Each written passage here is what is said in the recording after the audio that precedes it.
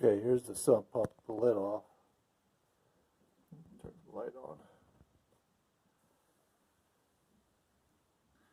You can see rock down in there and a red round brick 12-inch diameter sitting on it.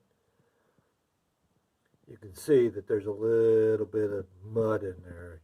It looks like a brown color. It's about 30 inches deep. There's the float, motor, discharge, and that's my check valve I put in there. You can actually see in it. Now I'll run the pump and you can see what it's doing.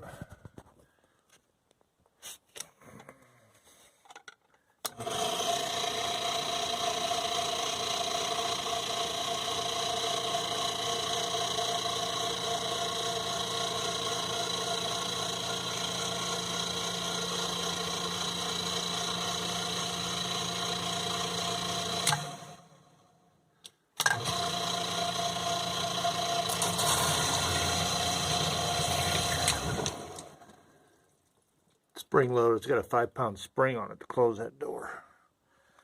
Well, if I go down there you can see a little better.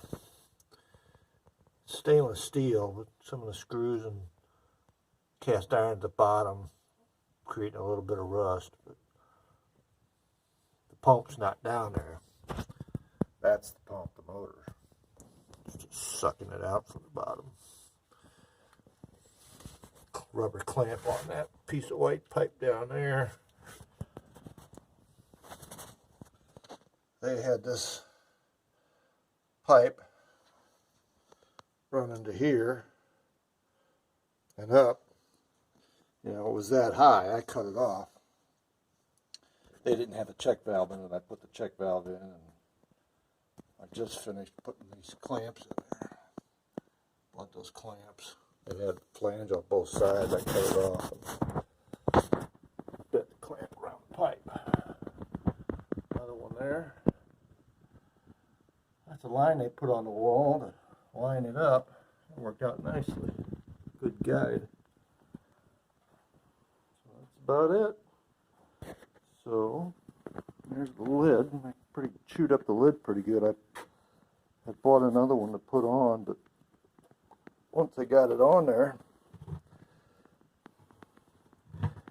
discovered I really didn't need it.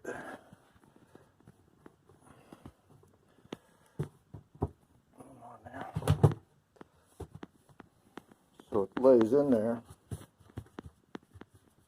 like so. Turn it a little bit. Lock it in. So with that, it's pretty sturdy. This was wobbly before without those clamps on the wall, and now it's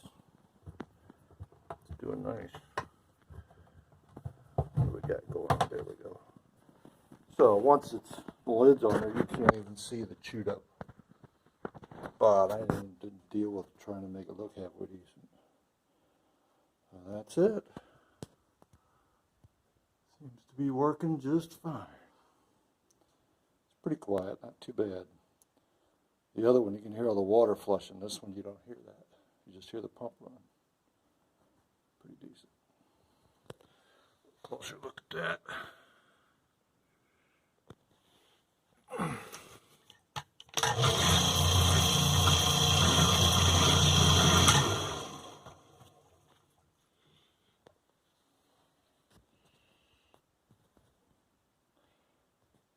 Almost done. The last thing I have to do is put all the furniture back. But the pump's done.